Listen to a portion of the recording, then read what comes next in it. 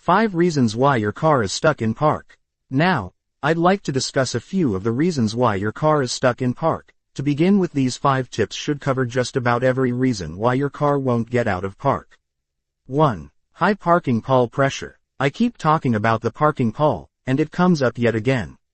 This is a critically important part of the parking process in an automatic car. Without a parking Pawl, your car will just be in neutral and roll away whenever you park it. If you're on a hill, there's a lot of added pressure to the parking Pawl. This is a pretty simple mechanism, which makes it susceptible to outside forces. If you're parked on a San Francisco road without a parking brake, the parking Pawl might have more pressure than it can handle. It will be essentially wedged into the parking gear, making it really hard to move the transmission into reverse or drive. 2. Shifter interlock is malfunctioning. The shifter interlock stops your car from going into drive or reverse when you don't want it to. It's a safety feature that's built into newer cars. I mentioned earlier that you need to start the car, press the brake, activate all the sensors and solenoids, then move the shifter before the car will shift. All of these steps are part of the shifter interlock. It's looking at a list and making sure all the actions are checked off, telling the shifter that it's finally safe to go into drive. If any of the equipment used in these steps malfunctions, then the interlock will not allow your car to move out of park.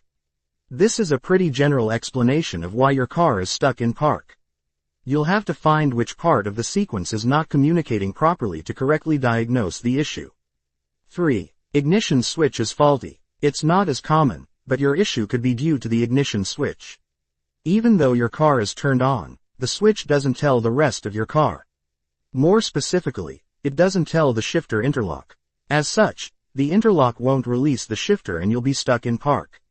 4. Brake switch failed. Another part of the shifter interlock sequence is the brake switch. This is connected to your brake pedal and it does the mechanical pressing of the pedal into some electrical signals.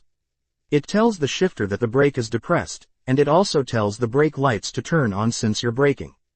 This will come in handy when it comes time to troubleshoot and fix the problem. 5. Transmission failed. It could just be that your transmission failed. If this happened, your car being stuck in park wouldn't be the only clue.